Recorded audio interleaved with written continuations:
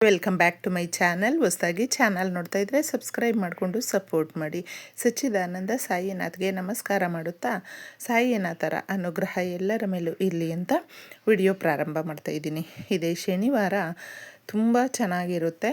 ಆಂಜನೇಯ ಸ್ವಾಮಿಯನ್ನು ನಾವು ಆರಾಧನೆ ಮಾಡುವಂಥ ಹಾಗೂ ನಮ್ಮ ಜೀವನದಲ್ಲಿ ಎಷ್ಟೇ ಕಷ್ಟಗಳು ಬಂದರೂ ಕ್ರಮಶಿಕ್ಷಣವನ್ನು ನಾವು ಬೆಳೆಸ್ಕೊಂಡು ಇಡುವಂಥ ಯಾರಾದರೂ ಇದ್ದಾರೆ ಅಂತ ಹೇಳಿದ್ರೆ ಅದು ಶನಿದೇವರು. ಶನಿವಾರ ಇನ್ನೂ ಮುಖ್ಯವಾಗಿ ಕಲಿಯುಗದ ಭಗವಂತನನ್ನು ಆರಾಧನೆ ಮಾಡುವಂಥದ್ದು.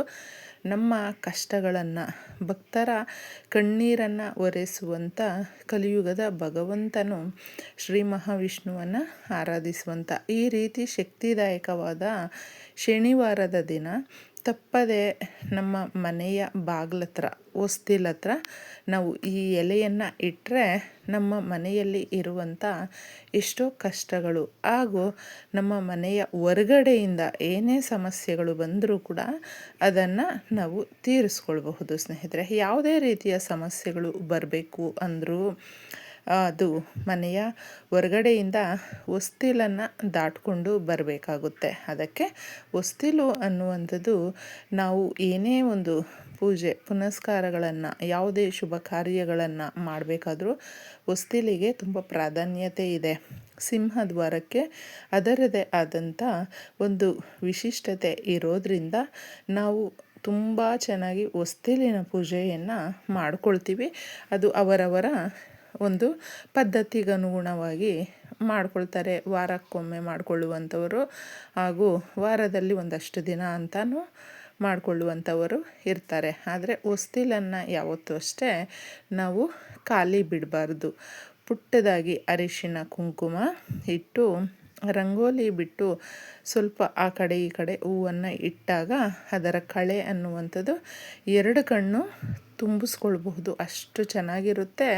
ಶ್ರೀ ಮಹಾಲಕ್ಷ್ಮಿಗೆ ಬಹಳ ಇಷ್ಟವಾಗುವಂಥದ್ದು. ಹೊಸ್ತಿಲ ಹತ್ರ ಯಾರು ನೀಟಾಗಿ ಈ ಥರ ಇಟ್ಕೊಂಡಿರ್ತಾರೋ ಅವರ ಮನೆಗೆ ಆ ತಾಯಿ ಬರ್ತಾಳೆ, ಶ್ರೀ ಮಹಾವಿಷ್ಣು ಸಮೇತ ಸ್ನೇಹಿತರೆ. ಅದಕ್ಕೆ ಮುಖ್ಯವಾಗಿ ನಾವು ಹೊಸ್ತಿಲಿನ ಹತ್ರ ಈ ಎಲೆಯನ್ನು ಇಟ್ಟರೆ ಮನೆಯಲ್ಲಿ ಇರುವಂಥ ಬಡತನವನ್ನು ನಾವು ದೂರ ಮಾಡಬಹುದು.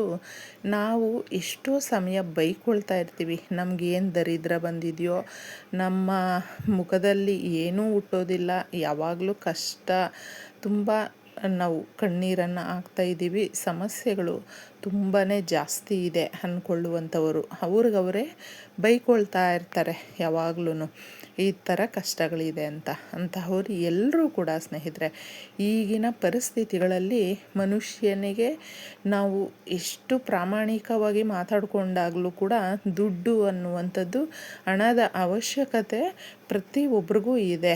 ಎಷ್ಟಿದೆ ಅಂತ ಹೇಳಿದ್ರೆ ದಿನದಲ್ಲಿ ನಮಗೆ ಪ್ರಾರಂಭ ಆಗುತ್ತೆ ನೋಡಿ, ಆ ಸಮಯದಿಂದ ರಾತ್ರಿ ಮಲಗುವವರೆಗೂ ಕೂಡ ದುಡ್ಡಿನ ಖರ್ಚು ಅನ್ನೋದು ಇರುತ್ತೆ.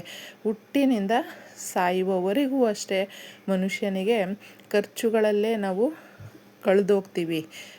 ಎಷ್ಟೇ ಬೇಡ ಅಂತ ಹೇಳಿದ್ರು ಖರ್ಚುಗಳು ಅನ್ನುವಂಥದ್ದು ಸಾಧಾರಣವಾಗಿರುತ್ತೆ. ಆ ದುಡ್ಡನ್ನು ನಾವು ಪಡ್ಕೊಳ್ಳೋದಕ್ಕೆ, ದುಡ್ಡನ್ನು ಇನ್ನಷ್ಟು ಸಂಪಾದನೆ ಮಾಡೋದಕ್ಕೆ, ಹಣದ ಆಕರ್ಷಣೆ ಅನ್ನುವಂಥದ್ದು ನಾವು ಮುಖ್ಯವಾಗಿ ದುಡಿಬೇಕು. ದುಡಿಯುವಾಗ ಆದಾಯದ ಮಾರ್ಗಗಳು ತೆರೆದುಕೊಳ್ಳುತ್ತೆ. ಈ ರೀತಿಯ ಪರಿಹಾರ ಮಾಡಿದಾಗ ನಮಗೆ ಅವಶ್ಯಕತೆಗೆ ಎಷ್ಟು ಬೇಕು ನೋಡಿ ಅದು ನಾವು ಆದಾಯದ ಮುಖಾಂತರ ನೋಡಬಹುದು ಸ್ನೇಹಿತರೆ. ಇದನ್ನು ಒಂದು ಚೆನ್ನಾಗಿರುವಂಥ ದಾಸವಾಳದ ಎಲೆಯನ್ನು ತಗೊಳ್ಳಿ.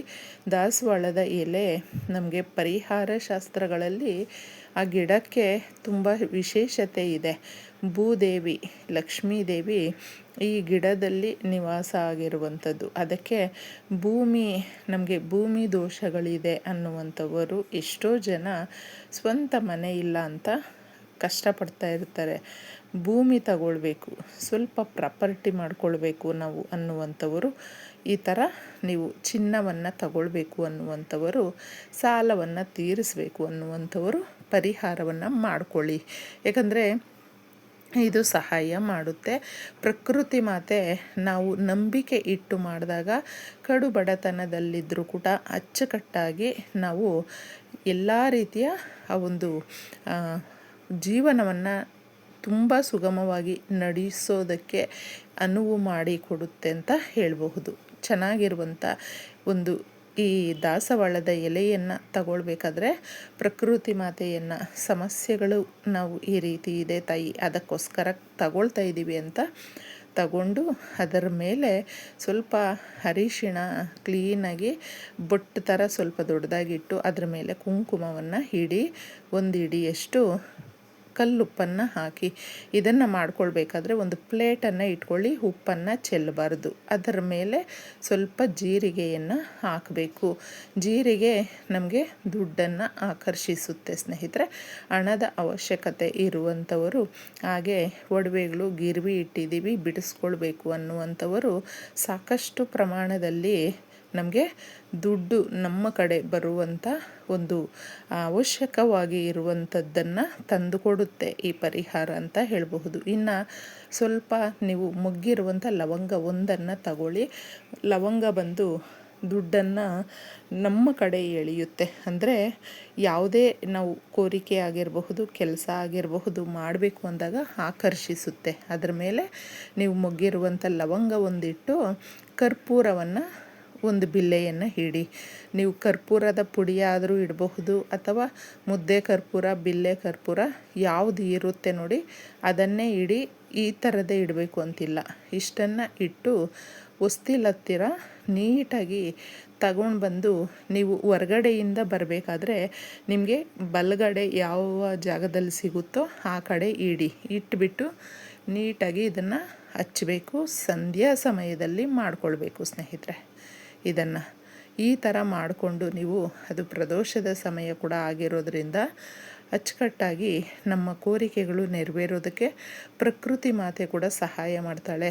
ಆ ಸಮಯಕ್ಕೆ ಎಲ್ಲವೂ ಕೂಡ ತುಂಬ ತಂಪಾಗಿ ಇರೋದರಿಂದ ದೇವತೆಗಳು ಕೂಡ ಭೂಲೋಕದಲ್ಲಿ ಸಂಚರಿಸುವಂಥ ಆ ಸಮಯ ತುಂಬಾ ವಿಶೇಷವಾಗಿರುತ್ತೆ, ಪ್ರದೋಷದ ಸಮಯ. ಅದಕ್ಕೆ ಇದನ್ನು ಹಚ್ಚುವಾಗ ನೀವು ಮೇನ್ ಡೋರು ಸಿಂಹದ್ವಾರವನ್ನು ತೆಗೆದು ಇಡಲೇಬೇಕು. ಕ್ಲೋಸ್ ಮಾಡೋದಕ್ಕೆ ಹೋಗಬೇಡಿ. ಈ ಥರ ಇಟ್ಟು ಒಂದಷ್ಟೊತ್ತು ಅದು ಉರಿಯುವವರೆಗೂ ಇದ್ಬಿಡಿ. ಅದನ್ನೇನು ಮತ್ತೆ ಮುಟ್ಟೋದಕ್ಕೂ ಹೋಗಬೇಡಿ. ಇದನ್ನು ನೀಟಾಗಿ ಏನಾಗುತ್ತೆ ಅಂದರೆ ರಾತ್ರಿ ಪೂರ್ತಿ ನಮ್ಮ ಮನೆಯ ಹತ್ರ ಏನೇ ಒಂದು ನಕಾರಾತ್ಮಕ ಶಕ್ತಿಗಳು ಬಂದರೂ ಕೂಡ ಅದನ್ನು ಅಬ್ಸರ್ವ್ ಮಾಡಿಕೊಳ್ಳುತ್ತೆ. ಮನೆಯಲ್ಲಿರುವಂಥ ಕಷ್ಟಗಳನ್ನು ಕೂಡ ಹೇಳ್ಕೊಳ್ಳುತ್ತೆ. ಈ ರೀತಿ ಸುಲಭವಾಗಿ ಮಾಡಿಕೊಂಡು ಮಾರನೆಯ ದಿನ ಅದನ್ನು ಯಾರು ತುಳಿದೇ ಇರುವ ಕಡೆ ತಗೊಂಡೋಗಿದ್ದೆ ಹಾಕ್ಬಿಟ್ಟು ನೀಟಾಗಿ ಬಂದುಬಿಡಿ. ಇಷ್ಟು ಸುಲಭವಾಗಿ ಮಾಡ್ಕೊಳ್ಳಿ. ಎಲ್ರಿಗೂ ಕೂಡ ಬಹಳ ಒಳ್ಳೆಯದಾಗುತ್ತೆ. ಧನ್ಯವಾದಗಳು.